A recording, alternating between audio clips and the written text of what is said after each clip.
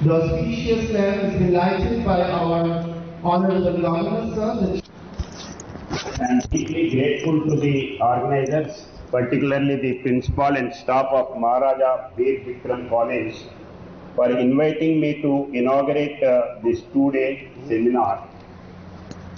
The topic chosen for deliberation, pressing women's issues, mental well-being and empowerment, the way forward, is not merely relevant, it is urgent.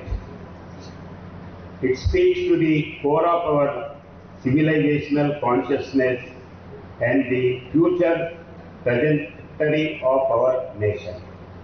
When we speak of a Vikasit Bharat, a developed India by 2047, we must ask ourselves a fundamental question: can a nation be truly developed if half of its population continues to face barriers to progress, well-being and dignity?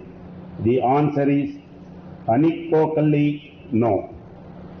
Throughout history, women in India have been central to the family, the economy and the very fabric of society. From the Vedic era, where women scholars contributed to philosophical discourse, to the freedom struggle, where they stood shoulder to shoulder with men, their role has been indispensable. Our Constitution in its preamble enshrined the principle of gender equality and empowered the state to adopt measures of positive discrimination. The establishment of the National Commission for Women and state commissions were landmark steps. The status of women, despite significant progress in many areas, remains in several critical dimensions. Development cannot be sustainable if it is unequal, and it cannot be meaningful if it excludes the aspirations and well-being of our women and girls. The pressing issues that comfort us are complex, interwoven. They are rooted in social customs that have outlived their utility, economic limitations that stifle potential, and systematic discrimination that perpetuate inequality.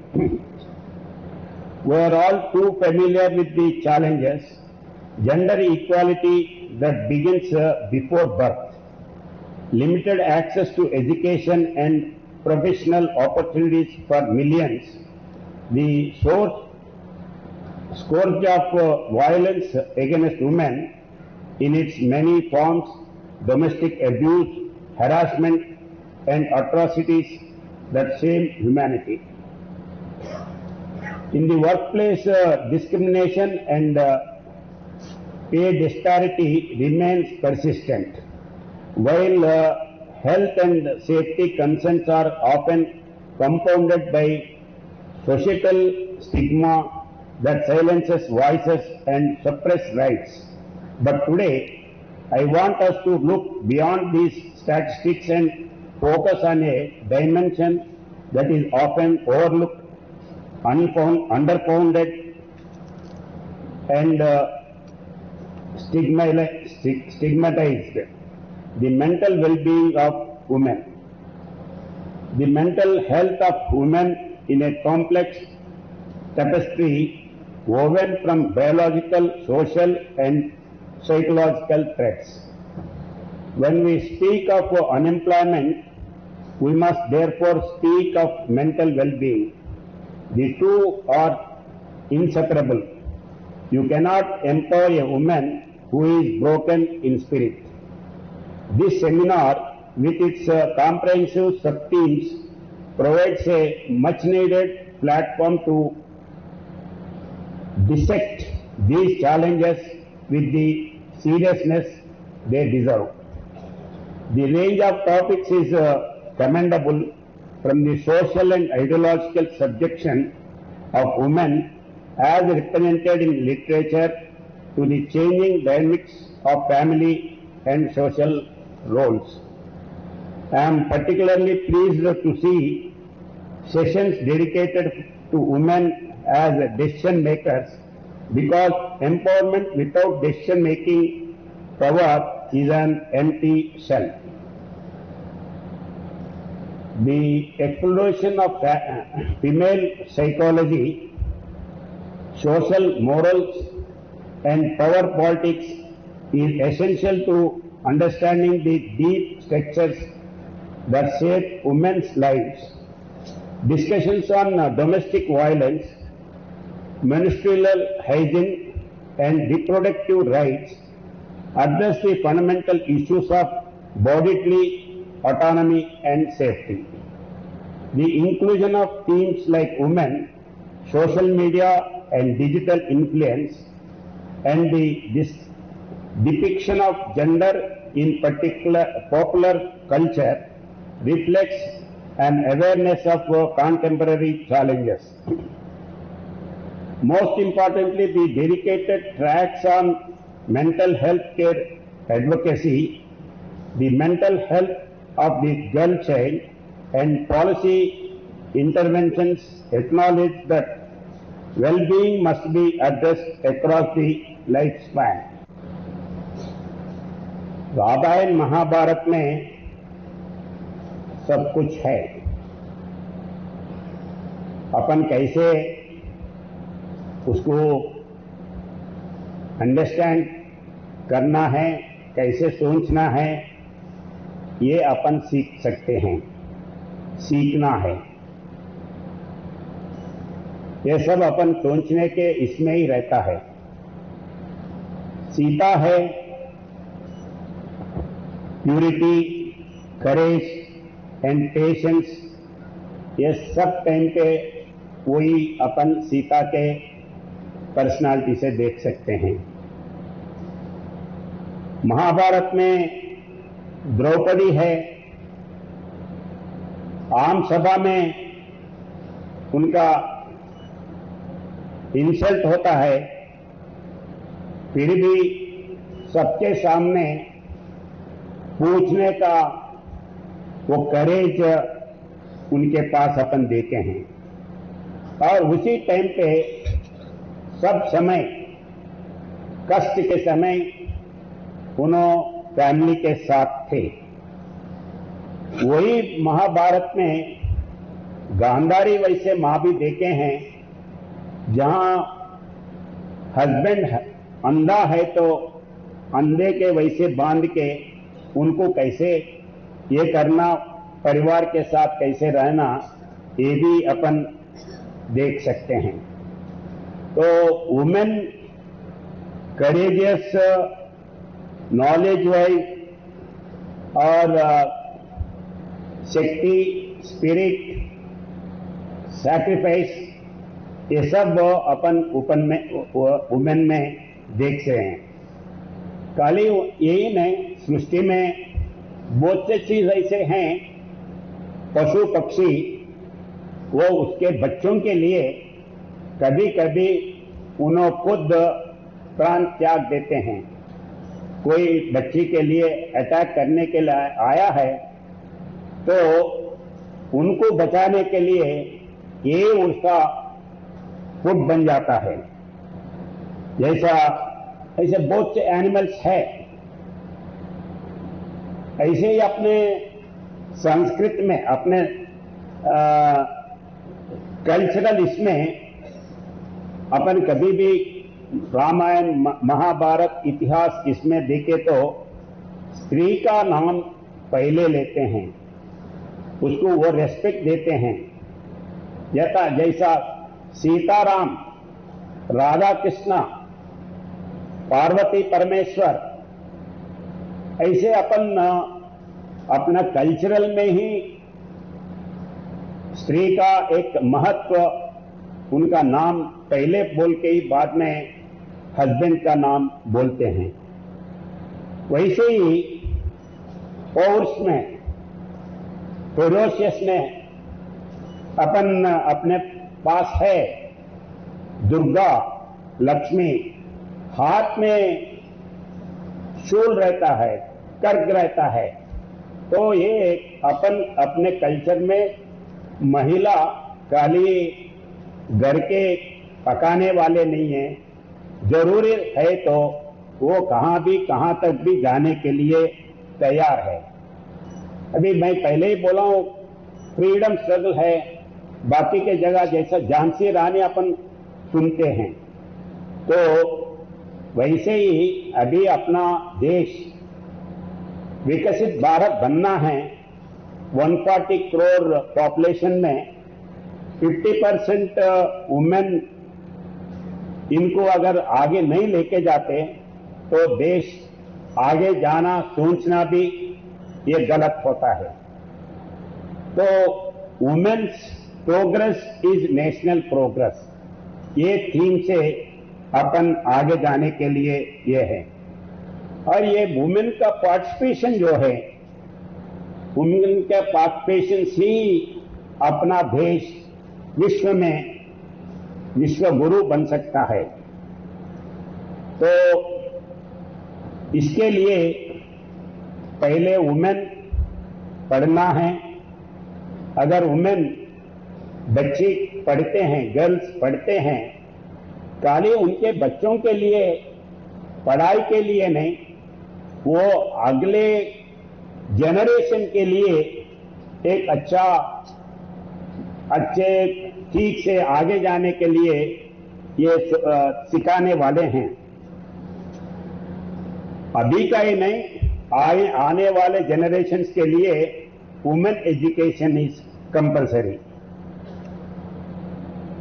अभी तो हर जगह women का reservations है, हर जगह बगैर reservations भी बहुत से जगह आगे आ रहे। जैसा एजुकेशन में है, बड़े बड़े वैज्ञानिक में अपने पास लेडीज अभी आगे आए हैं।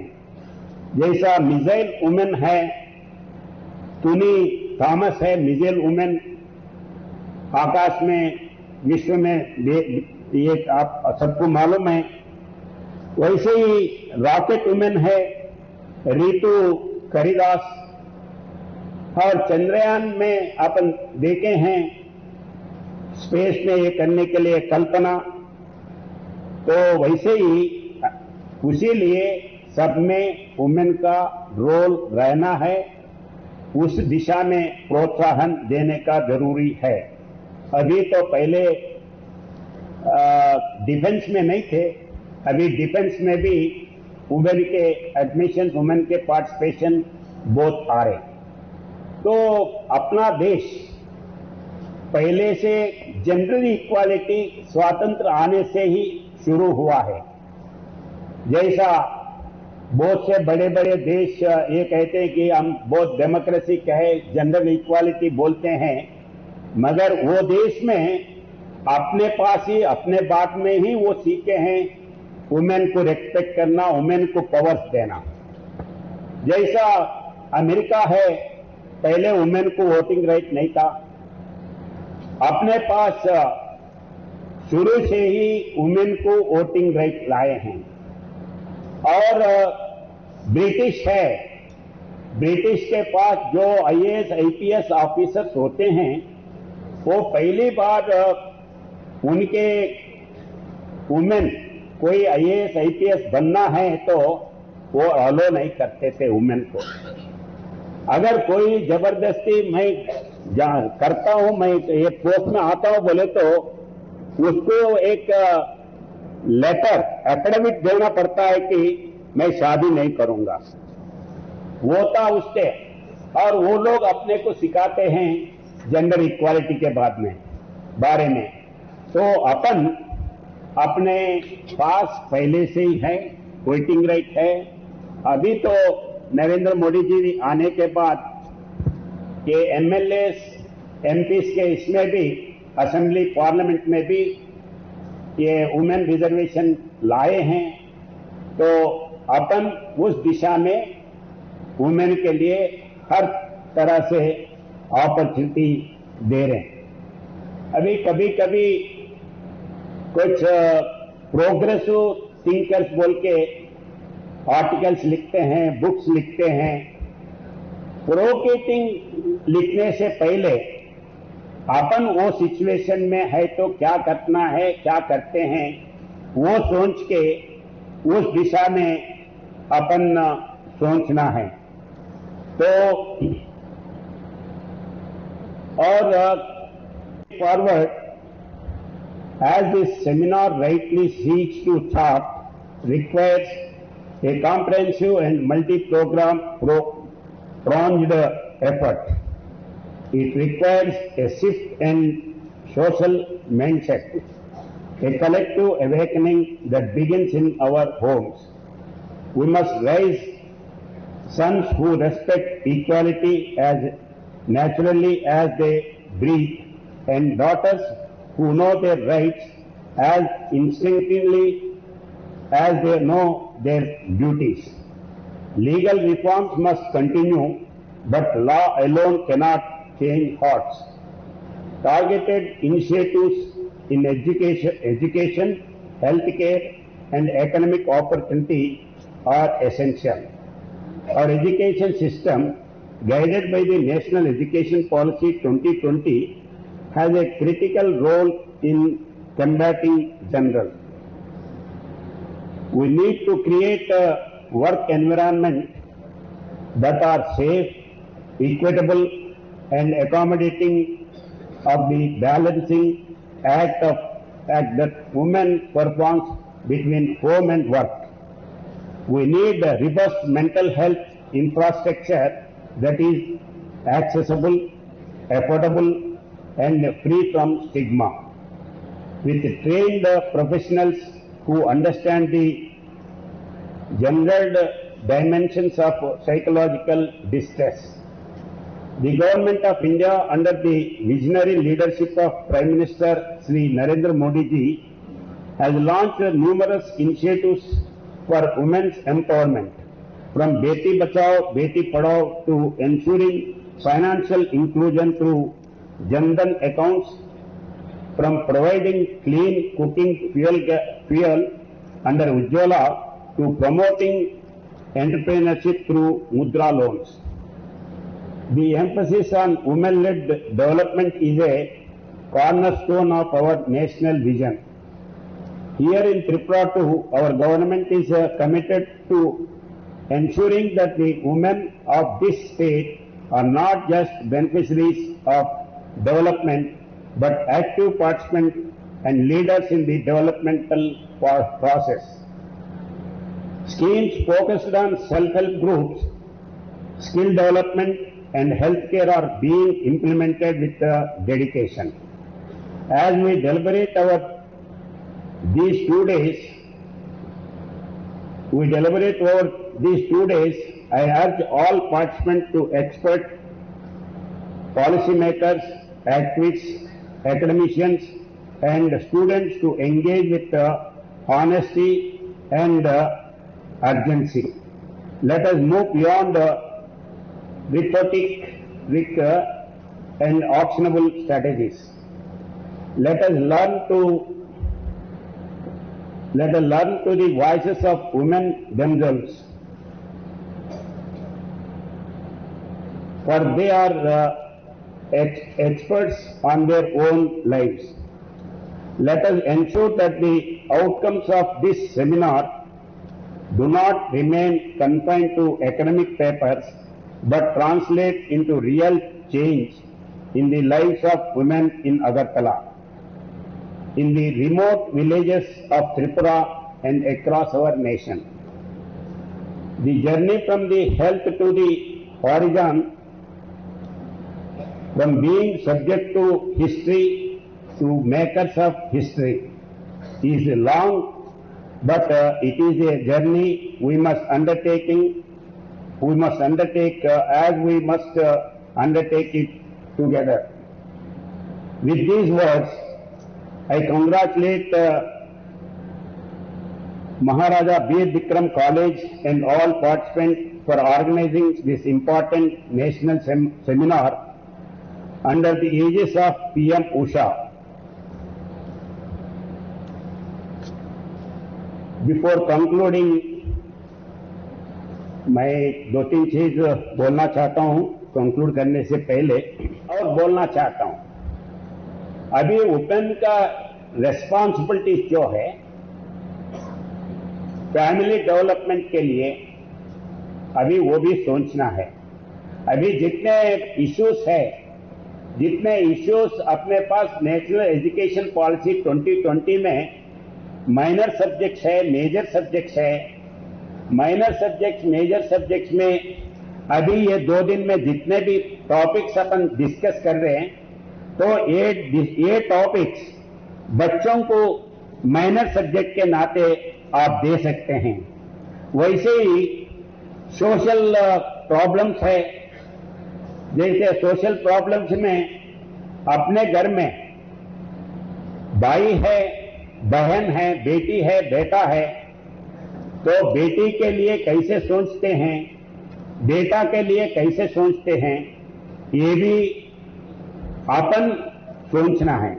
खाली दूसरों के लिए बोलना, दूसरे बच्चे वैसे अच्छे रहना, हमारा बच्चा अच्छा है, दूसरा बच्ची गलत है, या हमारा बच्ची गलत है, हमारा बच्ची अच्छी है, दूसरा बच्चा अच्छा नहीं है, ये जो थिंकिंग है अपन वो रोल में रह के सोचे तो ठीक से सोच सकते हैं। ये होता है कभी कभी अब अनुभव आने तक बहुत से अभी पत्र लिखने वाले, प्रोवोकेट करने वाले, उनके घर में जब कोई केस डालते हैं तो उनके बहू हो या बेटे के ऊपर हो या किसी हो, तो अरे ऐसा कैसा है, ये एक्ट कैसा है, ये एक्ट गलत है, ये बहुत हरास कर रहे, मिसयूज कर रहे, ये सब होते हैं। तो इसीलिए अपन वो जगह रह के सोचने का है। और रेस्पॉन्सिबिलिटीज के बारे में मैं यही बोलता हूं कि मदर इन लॉ, मदर वैसे कैसे सोचते हैं, मदर इन लॉ के वैसे कैसे सोचते हैं, ये भी अकेला ये करना है। Father in law, sister in law, और वैसे ही